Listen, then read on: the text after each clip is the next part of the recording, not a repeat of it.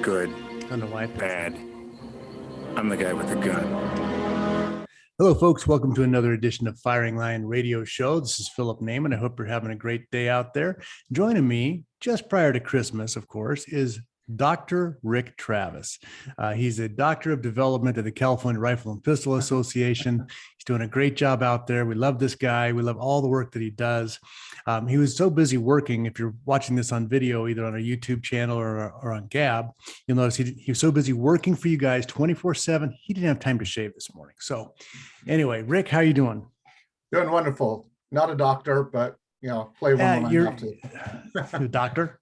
You're all doctors. Everybody's a doctor. They're giving them out these days. Biden's a doctor. You could be a doctor. I'm not talking about Jill. Yeah. Anyway, it's a perfect thing. Hey, I want to shout out to some of my product sponsors here. We haven't mentioned some in a long time, but I want to just bring them up here. Acutac Bipods, ACCU-TAC.com, Acutac.com makes some awesome bipods, cutting edge bullets. Of course, you all know that we use those pretty much exclusively, well, for hunting and target shooting exclusively. I don't use them for running a IPSC course or anything like that, but they are absolutely fantastic bullets. If you are in California and you have to use lead-free, cutting edge is the way to go, especially for hunting. It's got great high BCs, perfect terminal performance in my experience, and they're way better than the competition. I won't even keep banging on the competition other than to say these guys are light years ahead of the competition. Maglite, we did a show about some of their offerings last week. Maglite.com. You can go to Firing Line 15, get a 15% discount on everything there. CCW Safe is the legal services we use for concealed carry defense purposes. It's absolutely imperative that you check them out. You got unlimited coverage for legal and unlimited coverage for civil defense. Amazing program for that. Ed Hoffman, you need to get a mortgage, you need to get some money out, help your parents get a reverse mortgage, something like that. Get a hold of Ed Hoffman. And of course, our Bullseye Sports and Vince Torres and Ask Defensive over in the Redlands. Great little shops for you to, not little, but great shops for you to visit. Matter of fact, I was just talking with Rick Travis just before we came on the air here, and Vince just had a big load of consignment guns come in. Now that truly is Christmas. There's nothing that can just warm the heart of a firearm guy or gal. We'll leave it there. Firearm guy or gal, except to walk into a gun store and instead of seeing the same 12 pistols that are in the case, to see an entire plethora of offerings for the holiday season. So it's an amazing, amazing time of year. Great thing to go to. You always want to visit your local shops early, visit them often, as we always say, and see what has been coming in, because as Rick can explain I'm going to ask him a question about the roster in California, as he'll explain later, we only have so many offerings available through brand new firearms. It's going to be the used market is where you find some really cool stuff. So Rick, let me bring you up here. You are the Director of Development of the California Rifle and Pistol Association, which everybody should be a member of, crpa.org, right? Yep. I mentioned the roster, Hill. We didn't talk about that earlier, but just give people a brief idea of why, when they walk in and they see a gun they want to buy, and the person behind the counter says, "Oh, are you a cop?" And you say, "No." And they say, "Well, you can't have that." And you're like, why? What is that about? So several years ago, the legislature in this state was able to pass what's known as the roster. And what it does is it limits what types of pistols can be sold here in the state of California. And it does so in a very devious way in my book, because you make slight modifications year to year, or like using Glock, the term generation, do you have a Gen 3, Gen 4, and so on, depending on the model. But what all those models have are what's called a SKU number. That's that little thing on every package you buy anything on. For each SKU, the state charges a $5,000 drop test, plus makes manufacturers go through a ton of hoops. And here's why, if you're a business owner and a manufacturer, it's stupid, because if I decide to sell, a pistol like a Ruger handgun, and some of my people want a pink handle, some of my people want a black handle, some of my people want a brown handle, some people want day glow sights, night glow sights, and the list goes on. Well, it's not just the sights that will generate a different SKU, it's the color of the grips that generate a different SKU. So like, you could have a pink, grip, but 4 different sight systems. That's 4 different SKU numbers besides. So it just becomes erroneous. And as a result, manufacturers have said, you know what, I'm not going to do it. And, we don't just see it in the fact of, like you said, of the funnel getting smaller and smaller of what you can buy, but we also got to see what happened during the last 2 years of the pandemics. Polymer handguns, I'll just focus on those for a moment. It was harder than what to try to find a SIG on anybody's shelf, because SIG's not a stupid company. They're a business. And they're like, oh, so I've got 50, I don't know the actual number, but I got 50 production lines. Do I want to set 4 of those across for California when I don't have to do any of the hinky stuff to make California happy, and I can just do this for 49 other marketplaces that are selling out? It's selling everything I can. Yeah. It's selling everything I can produce. So why are we going to bend over backwards for this? Right. And so as a result, the ability for Californians during the surge, people that was over 1.6 million that went out to buy their first handgun, a lot of the product line that they might have chosen wasn't available, because not because the manufacturer was trying to stick it to us, but hey, if I'm a business person and I can make a ton of money without having to change anything, then why am I going to change? And not only that, but dealing with California is so onerous for firearm manufacturers. A lot of them are like, I don't care. Right. If I can, I hate California. I don't want any Californians moving to my state. Hear that all the time. Right. And so I don't care. You guys created that mess, swim in the cesspool. That's kind of their whole attitude. Right. And you can't really blame them, because we have imported such brilliant, sparkling people like Kamala Harris. We've given that to this world, although she went to high school in Canada. So I think Canada should take half the blame for that. But this is where they're at, and you can't blame them. Now, the roster, there was a bill that came out last year. I don't remember the exact fate of it, but it was a 1 for 3, something of that nature. Yeah. And it was stopped. But they were taking the rosters like, okay, you can only have this many guns. If a company wants to add a new gun to this list, you have to take 3 of them off. Correct.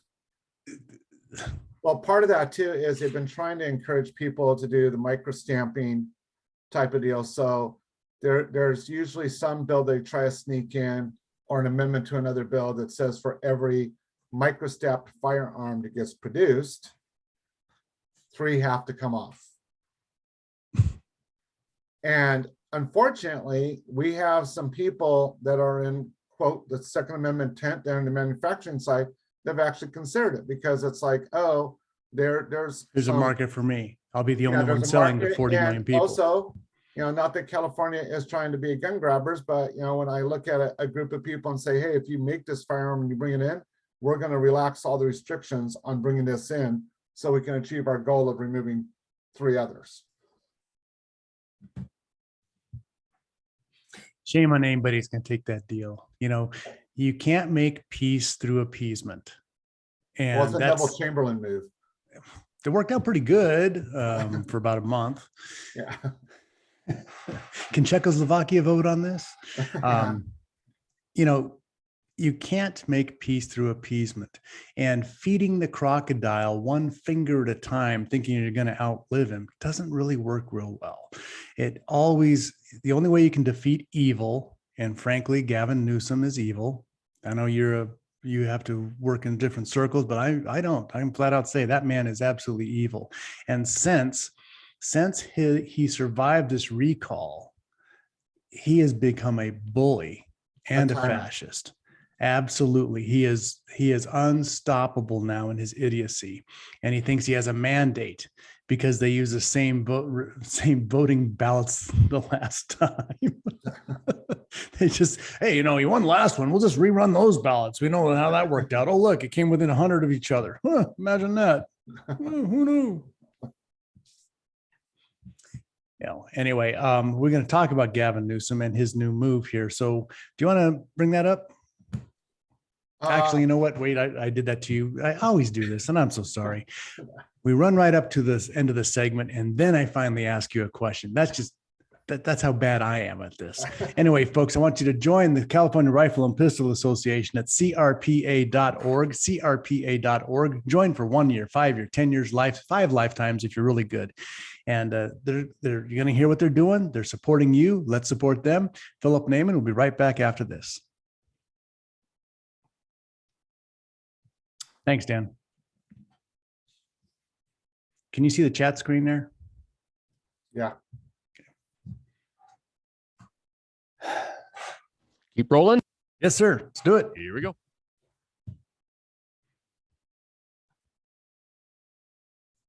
All right, you primitive screwheads, listen up. See this? This is my boomstick.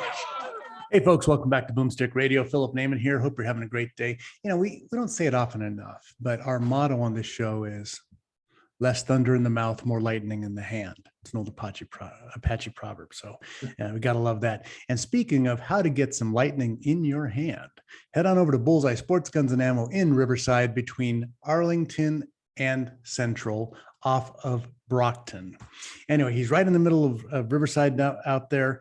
He's got a great store. And as I've been saying, I said it last week, said it again today, he got a giant shipment of consignment guns. And this is the time to treat yourself for Christmas. Have you been a good boy this year? Good girl this year? Well, you can judge. I don't care. But head on down there to Bullseye Sports Guns and Ammo in Riverside. Get yourself what you want for Christmas while the supplies last. And that's what happens with consignment guns. Somebody brings in 50 new guns, 50 guns you've never seen before, then they're gone. So you have to go there early, go there often. Find out more at bullseyesport.com, 951-823-0211, 951-823-0211. Say hello to Vince and get yourself, oh, by the way, consignment guns, guys, just so you know, you can buy more than one every 30 days. There you go. Little secret there. All right. Joining me back here, I have Rick Travis. Rick Travis, the Director of Development for the California Rifle and Pistol Association, which works tirelessly for your Second Amendment rights in this state. And because we have the Ninth Circuit Court of Appeal, they work tirelessly on your rights for the nation. Because California writes crap laws that we have to deal with. They have to fight them. They get a good judge, 3-panel judge at the Ninth. They get it. Everything's right. Everything's good. And then people like Kamala Harris say, let's get an en banc review. And they screw it all up, costing more millions of dollars. And then we have to go to the Supreme Court. Because we have the Ninth Circuit Court in this area, we absolutely have to have a strong California Rifle and Pistol Association. And I know that Rick loves to do youth hunts. He loves to do shooting events. He loves to do the great fun stuff for the Second Amendment. And the California Rifle and Pistol Association does that. They actually are involved in a lot of these events. But the majority of their time and effort is defending against our current legislators. Yep. And part of the challenge for that, and they wonder why we drink, right? Yeah, and part of the challenge for that, and I thank you for pointing it up that way, is constant in the back of my mind, there's the fight in front of us, which is always at the legislature and the court, Phil. But it's also, the more time we spend there, the less time we have to address passing this incredible legacy on to the next generation. And believe me, it's no mistake that they're trying to do that. They are trying to make it harder and harder for us to get next generation. I'm hoping to talk to you about that in the last segment. But part of my challenge too is going out to the public and getting our Second Amendment community fired up. You are one of the stalwarts that stands by my side and helps me do that. But I will just take it, during the pandemic, I ironically, there are a lot of words I would love to use, but I'm going to be polite on your show. was frustrated because so many people are like, well, I don't really think Newsom's a gun grabber. And I'm like, I come from an old school family. If it walks like a duck, quacks like a duck, has feathers like a duck, it's a duck. Duck season. Yeah. Yeah. It's like, back here on the 11th, Gavin Newsom is doing what we call virtue signaling, where you try to take, something to show that you're this great person trying to save humanity. And he's been doing this since 2016 with Prop 63, where he pulled the wool over many Californians' eyes. Many in our community said, oh, I thought I was voting for safety, because he called it the Safety for All Act, which is actually the opposite, safety for none. And now we ended up in this situation of, one of the first things I was told by a board member when I first came to work at CRPA is, we're about the Second Amendment. You may have passions on other subjects, but we can never bridge them together. And I asked this question, I said, well, does the other side ever bridge it together? No, never saw it. Well, on the 11th, we got to, because Newsom comes out, he's all pissed off about what happened in Texas with the Supreme Court and their abortion law. And he says, oh, and not only was I so ticked off, but you know what? I'm gonna fight back against that by going after Californians' guns. I think it's actually, he talks about that in the Bible in the last days, about how Satan knows his time is short and he's acting very rash. This guy, he's not good. He's evil. Anybody who would celebrate, create a sanctuary for the taking of human life like that is bizarre. They're bizarre beyond words. Yeah. And the part people are missing is that's our tax dollars paying for it. Yeah. And obviously he's wrath with all the other states because of the idiocy that happens in our Excremento area up north. The fact that they write bills that are onerous, like, the new Retirement Plan Act. Hey, if you have 5 employees, you have to have a retirement plan, or we're going to start taking 5% more of everybody's pay. It's like, why are you doing that to the business owners? We're the worst business state for business already, and now you're putting that on them too. Incentivize them to do it. Don't mandate. And these guys, the legislative left, are so heavy-handed. They have to mandate. It's like the old saying, socialism or progressivism. Ideas so good they have to be enforced with a gun. They're forcing all of these things. There's no options. There's no choices. And Gavin Newsom, because he survived that recall with an amazing vote count, very similar to a last election, almost like 100 votes. Similar. Let's just rerun those ballots, huh? He's like a bully. He knows his time is short. He knows he's unpopular, and he knows what they had to do to keep him in office. And so he is super angry at Texas, who keeps flaunting everything like, hey, come over here, no state tax, blah, blah, blah, blah. They got a big property tax, but lots of things. You have to pay for things somehow. Anyway, all these things are going on, and you take a look at it, and that's why he's reacting this way. He's, number one, he's an evil person. Mm-hmm. Flat out, he is evil. PM me if you can prove he's not. I would love to see that discussion. He's an evil person. He is an absolute bully. He's pushing his will around all over the place, even over and above. You have 1.6 million people, brand new gun owners, right? Do they know this? Do they know that they're going to be gun renters in California? All right. So here's what he's doing.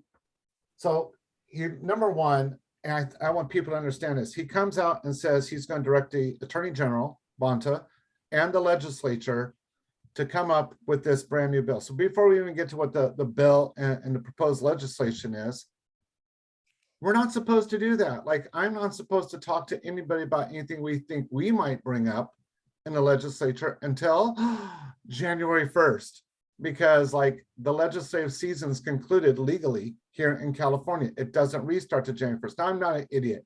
Do I know that people are shopping stuff around and talking under the radar? Yeah.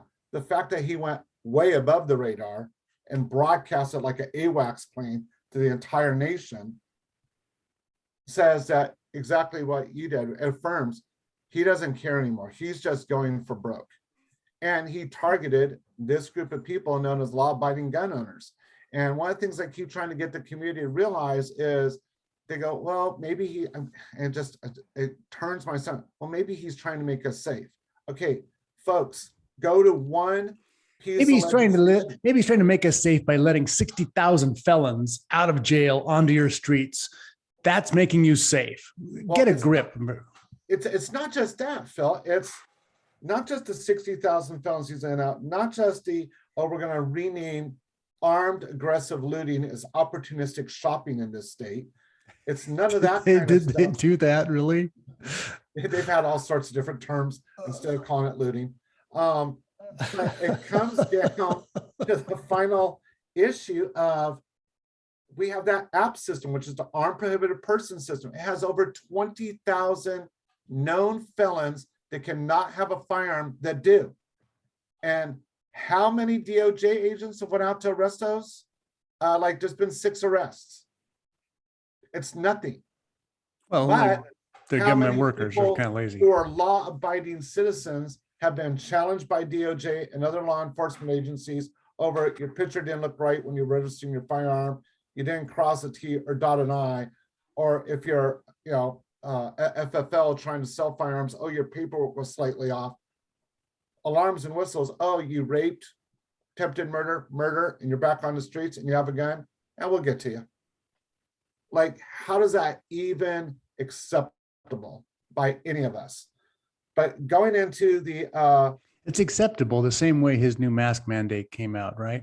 It's acceptable because people are willing to do it. When people stand up and say, enough of this clown, hey, the recall didn't work, we don't care, we're just going to have standing protests, just say no, right? Where's Nancy Reagan when you need her? No, we're not doing this, we're not doing that, this is civil disobedience of the legal kind. And well, I feel it's the best way to do that. I'm not talking about, a January 6th incursion. I'm saying we need to stand up for our rights and just tell these people no, H-E double toothpick, no, it isn't going to happen here. So folks, Philip Naiman Firing Line Radio Show. Check us out at gab.com/Firing Line Radio. We'll be right back after this. Do you know that Bonta has his own theme song? Yeah, they play it every time he comes in. You haven't heard that? It goes, nah. Bonta, Bonta, always laughs, never frowns. Bonta, Bonta, Bonta the clown. All right, I might have made that up. Maybe. Oh, I knew some. He is such a snake, just a oily. I wouldn't buy a used car from that guy. Wouldn't buy used dentures from him. Nah. He's the worst. And then, there's a great boy, Peter Shellenberger, who's author, leftist.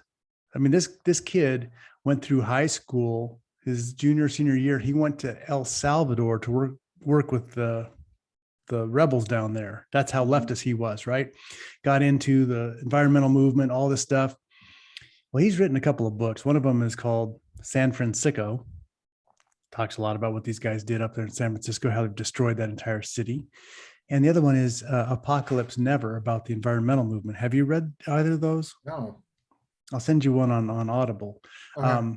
But he goes through the groups that were involved here, how Newsom's family, these great environmentalists, all their oil wealth that they got from Indonesia, Pat Brown right. and Newsom working together, they made millions bringing in Indonesian coal and oil into California. And then they couldn't have any other coal but Indonesian coal because that was the cleanest, right? Well, they're making right. millions on this money. And people are like, oh, he's an environmentalist. Look at the petroleum products in his hair. That ought to tell you. Yeah. Oh. Hey, anybody ever explain where he disappeared to? Oh, with his Bell palsy? I don't know, maybe. I don't know.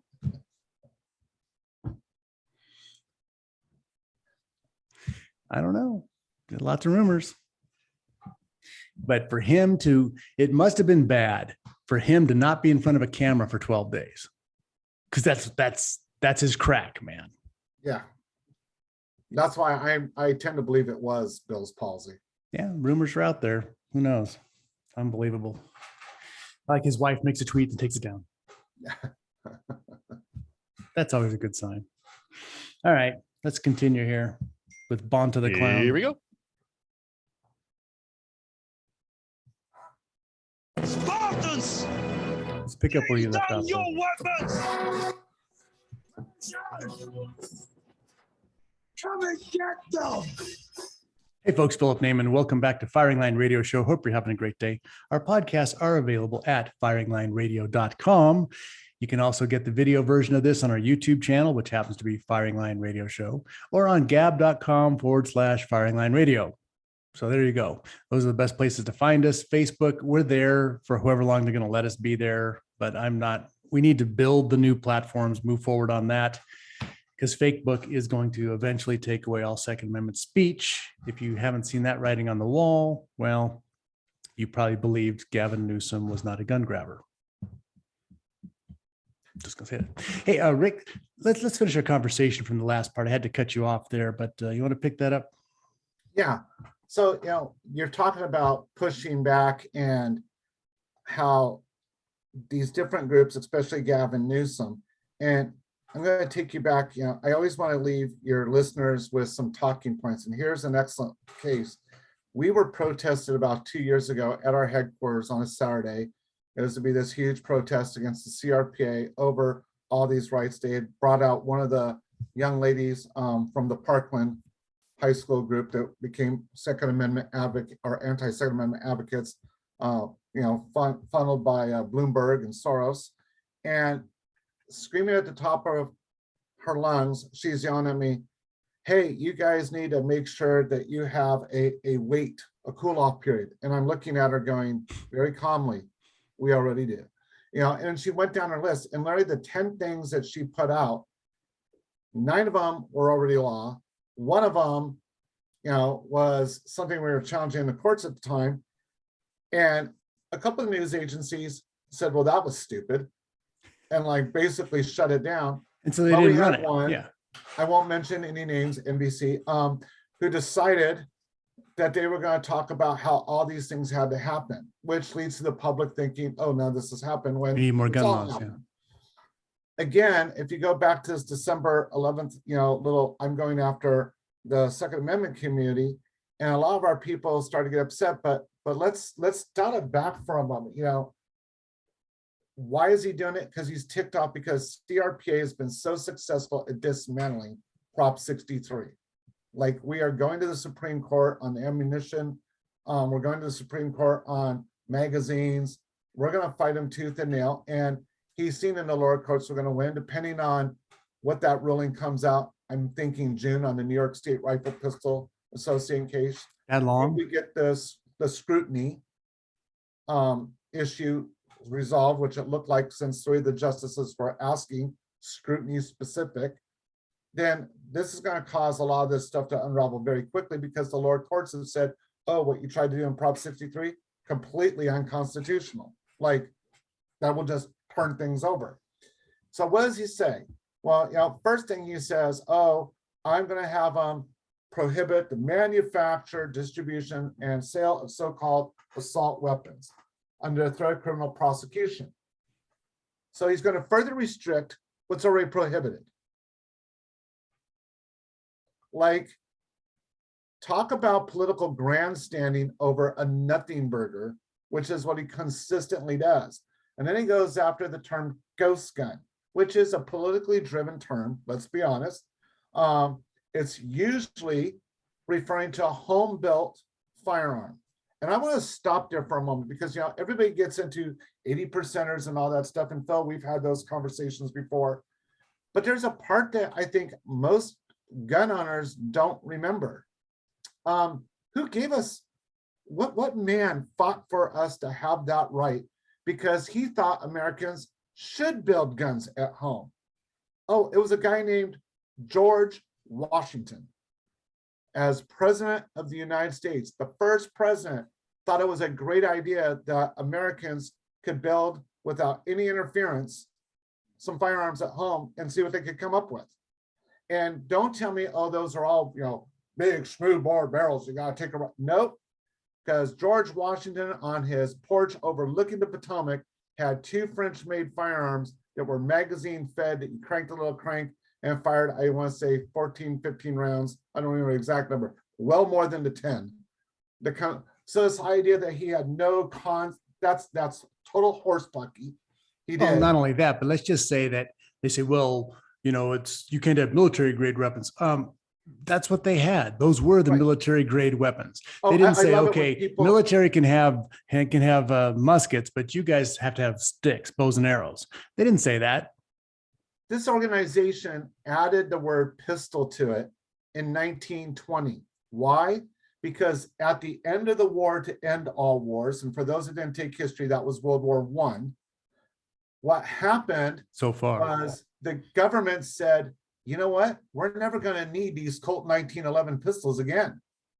And so they sold them to the American people. I've heard for as little as $1. I don't know what the actual price was, but it wasn't for much. They arrived in the mailbox. They never had to go through a gun store, and people started shooting them because it was a relatively cheap and new firearm. And then they wanted to have pistol shoots. And so we added the word pistol to the name of our organization. Those were military handguns. They were used in the Great War. Like that's where they came from. So all this malarkey that we keep hearing just isn't there, but going on down. Well, you know, already- let's touch this one point here, because in 1925, across the pond, England said, we have fought the war to end all wars. We don't need any more firearms. This is the same country that several hundred years earlier demanded you own a longbow and know how to use it when they needed you, right? But now that there are no more wars ever needed, we're just everybody just turn your stuff in. That happened, I think, in 1925 in England, right? Mhm. So then when World War II comes around, and all of a sudden they're looking around like, what about the American drive where we actually shipped personal weapons to England to fight the Nazis? You know, again, there was guys that I remember this one story was in the National Rifle Association book, where a guy he was a championship target shooter, and he sent his favorite rifle over with a championship plaque in the stock, says, hey, use it, good health, please return it when you win. You know, there's lots of stories like that, but they had nothing.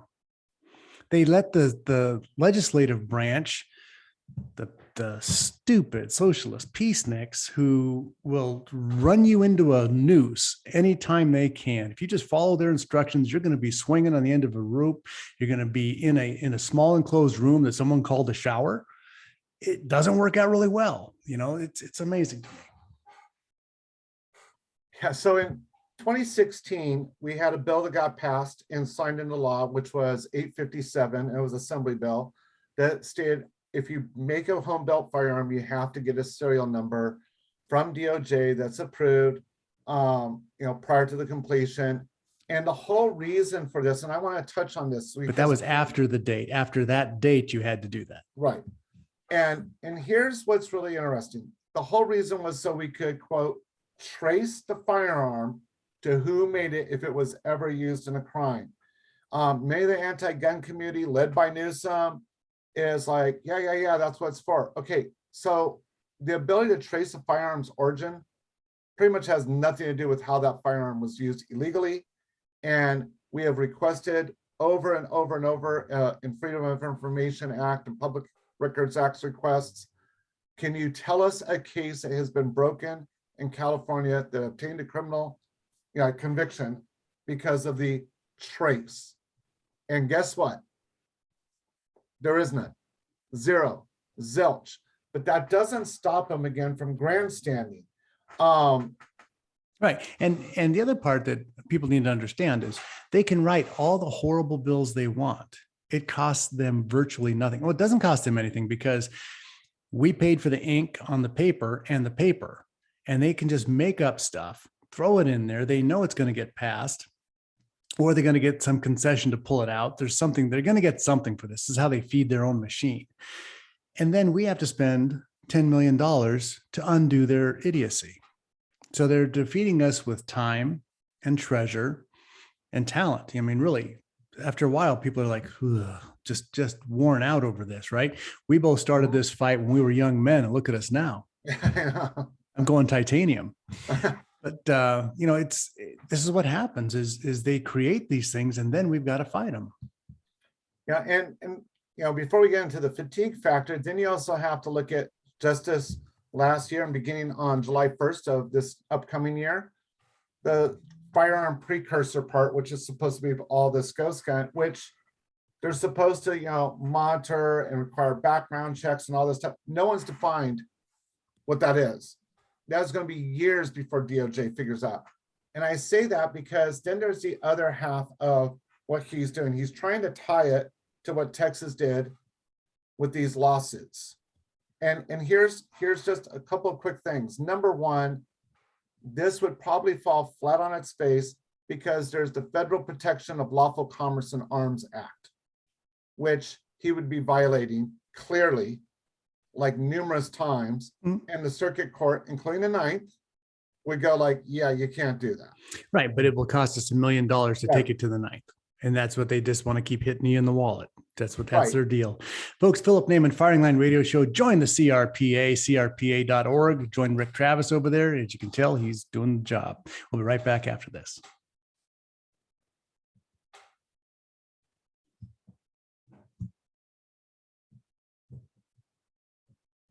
So that lawsuit was to manufacture, produce, sell an assault weapon or parts to an assault weapon, right? Yep. But as we've spoken about, anything that's a assault weapon class is already prohibited. Right.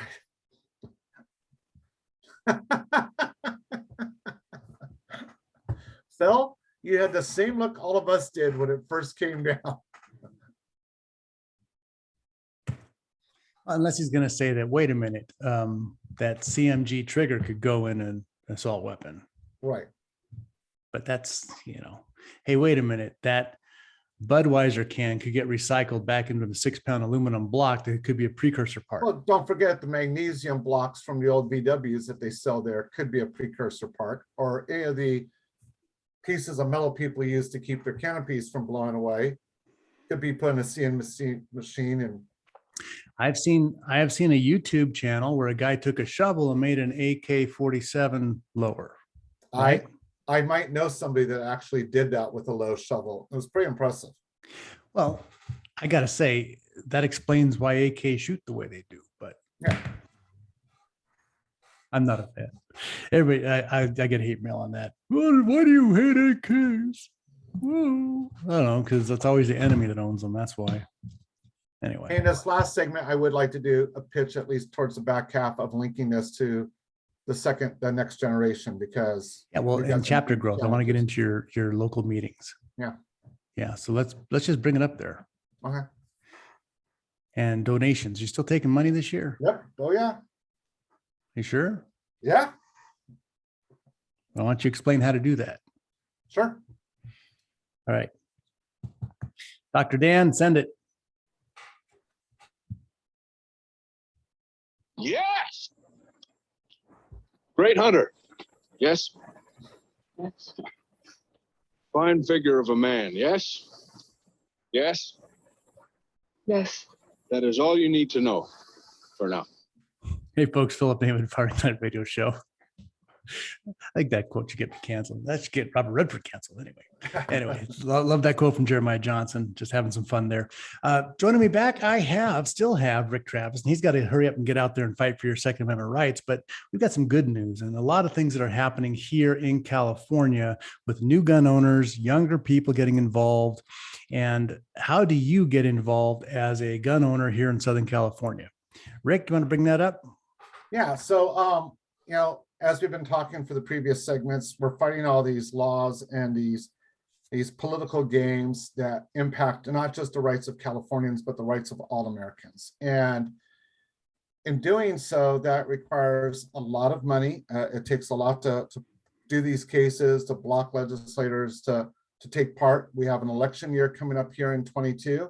And if anybody's been watching, it's a very abbreviated primary season. Normally the primary would start up right after the holidays, but because of all the game playing over redistricting in this state, that primary is really not going to get to kick off in an official way. And I say official because not that people aren't already announcing, but officially it won't happen until the middle of March. And then you got the first week of June and primary's over. And now you're going after the general election. So got a hell of a fight in the first 6 months, just trying to make sure the right candidates from dog catcher all the way up through Congress are out there. And we've already started doing that at some of the gun shows. And the gun owners groups like Michael Schwartz's Riverside County, San Bernardino County, San Diego County, those gun owners groups, they're focused on that. So get involved with that. I think iegunowners.org is another place to get that information, but you've got to find out. So one of the things CRPA has done is, you know, historically, we've always worked at the federal levels and state levels, and then at the county levels to the sheriffs. But we're a statewide organization. So we now have chapters in counties, and some counties like Orange, we have 3 chapters. In other counties, we only have 1. San Bernardino has 1, but it's got 2 more that are popping up over the next couple of months. And that's good news. And those chapters are involved in 3 main issues. One is obviously the political issue and trying to block things off. I will do a shout out to one of our chapters in Northern California. The Solano County chapter was able to get into a meeting and demand, because the shock and awe, the Board of Supervisors had an illegal meeting according to the Brown Act. So we forced them into a special meeting, and we were able to flip the vote to kill the gun show in Solano County from a 6-1 against to a 6-1 for. So, you know, you get enough people in the room expressing their viewpoints, and you can change politicians' minds, because they're always looking to keep that fat seat warm with their butt in it. And so we've been able to do that. So how about Riverside County? Riverside County, we have a chapter, and we have another one that looks like it's going to go out in the Palm Desert area, which is going to be great. Right. Because I think, doesn't the Riverside chapter actually meet at Bullseye Sports in Riverside? why, yes, they do. There you go. Another reason to go there. Right. And one of the things that we're really pushing right now too are youth programs, because a lot of the kids during the pandemic, when they were locked in their rooms and, you know, in my opinion, jailed by the governor, were able to go out and learn a lot online. Not that it's my favorite way to get a hunting license, but they were able to get, you know, the education done online. And it is so my now, favorite way to do traffic school. right. Just saying. So now what they're doing is they're showing up, and we normally sponsor about a half dozen junior pheasant hunts statewide. We're sponsoring 4 times that many. We got 24 of those babies coming up. And so, you know, that requires a little thing called ammunition, for what you like to call the boomstick. And, you know, so we're trying to get out there and find primarily 20 gauge Non-lead ammunition, which, you know, there's a lot of people that got a ton of that stored up. And so I know Bullseye Shooting Sports out there in Riverside. I know we have a couple other places that you can go to our website and see are taking donations. So there's people that are just coming in, donating it, and then CRPA is moving it with our ammo vendor's license to the program that needs it, to make sure that we turn no child back and say, no, sorry, you can't do this, because there's simply not any ammunition. We're having the same challenges with a lot of our programs. I'm very proud. We are working with several members of the legislature to get a bill across that will allow kids who are terminally ill to go hunt or shoot before they pass. Newsom blocked it last year. It doesn't look like he's going to have the support to do it this year. And so we're really pushing that as hard as we can to get that across, because we literally have thousands of kids. And when I say thousands, I'm talking a couple thousand a year that were never able to go fulfill their final wish of hunting, fishing, or just target shooting. And to tell you the impact of it, the good people out there in your neck of the woods at the Rahagas, Pat and Cindy Rahaga, Salt of the Earth people, helped us put on an event for the Children's Hospital here in Orange County.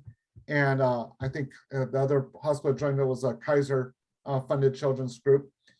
We were hoping to get 20 kids on a Thursday afternoon. As you know, Phil, again, 20 of anybody at 1 o'clock on a Thursday afternoon, good luck. And we ended up with 90 kids showing up, terminally ill, one family was losing 4 of their kids to 4 different types of cancer, Oh, which no. like just horrific. But the story I've told several times is we had one young man who was 11 years old. His family was originally from Ecuador. The dad was the first generation, so he was the second. And the dad was crying because a family tradition, even from Ecuador, was on the 12th birthday, the son got to go hunting with their dad and grandfather. And this kid wasn't going to make it to 12. And we, along with Pat and Link Rojaga, we got a lane set up just for the father and son. They shot, they cried. The kid was in a wheelchair with an IV attached. It was a hard moment. I got choked up, still do thinking about it. The dad showed up about 3 weeks after the event and said thank you because his son had passed and we gave him the best day that they had got to have since they got the diagnosis. And he said, I'll cherish that memory forever. This is some of the stuff that CRPA does when we're not in the courtroom or in the Capitol or That's in what we the wanna room do. with supervisors. This is what we But- want to do. Yeah. Yeah, but all this, it takes money because those families don't have money. And I'll be damned if I'm going to look at a parent that's losing a child, which I think is one of the most horrific things a human could ever go through, and say no. I'm going to do everything to find yes. And so how does that work? Yes, you can donate cash or do it through your credit card, however, at crpa.org. But there are other ways. There are people that you can call our office. You'll talk to me or my assistant, and we can help you with, donating a collection of firearms. It may be to somebody like Vince there at Bullseye Shooting Sports. It may be to one of the auction houses here in Southern California that all work with us so that a percentage of that money goes to those programs. And you have the right to designate, like if you're like, I'm sick of lawsuits, but I want to do this for the kids, then you can earmark it. We also have people that move, and you're more familiar with this, what you do in your day job when you're not doing this, Phil, but like there are other economic mechanisms that they can use with their trusts, their assets, that they can donate a portion of those. And giving, absolutely. Right. And be able to do that. And that really helps us to go after the next generation. We're working with a marvelous donor from all places, Canada, who is trying to help us set up a camp up in the San Joaquin Valley where kids can go and learn how to shoot and hunt. And he's footing the bill. We're just trying to jump through some of the final hoops to get that up and running. And then if it works, he wants to do it in a couple other places. So big, small, it doesn't matter. I had a group of people that are senior citizens. They're way up there in age. And one of them, it just broke my heart. And one of the guys, Kevin, that works with me, because they literally said, I'm sorry, I can only give $150, but I do give you everything I have for my Social Security after I pay for my immediate bills. So there are some people that are like, and we take that serious, The widow and the mites. Yeah. Yeah, we're not out there buying, suits or going on weird trips or doing anything like that. Exactly. And that is a big thing. You guys need to understand there's another big organization out there that has not been good with your money. These guys are working on a shoestring budget and they need everything that you can do because they're in the fight. They're not glossing around saying, well, we'll do this or do that. They're in the fight. They've got the shooting programs for the younger kids. They got chapter growth. They have local people involved. They're accessible. You can call down to their office and get a hold of anybody that you want. Rick lowers himself by doing my show. So it's the big humbling event in his life. He has to come down and No, it's not. just deal with us over here. So we appreciate that for him.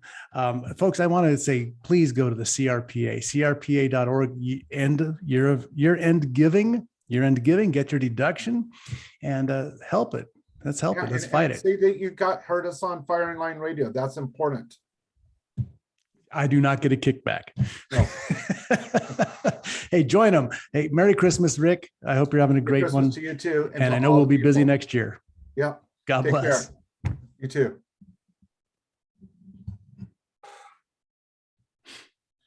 Thank you, sir. Thank you. Merry Christmas. Merry Christmas. And let me know when that stuff comes in and I'll come out and we'll have lunch or something. Yeah, so that one, it is on back order, but Of course. everything is. Well, we ordered the a Razor scope. That's 6 to 8 months back ordered. Wow. How's McMillan doing on their stocks? How back ordered? Because I heard a ridiculous amount of time. Well, they're doing a lot of advertising, but that's the new guy. That's Bob Beck, right? Let me turn the recorder off here.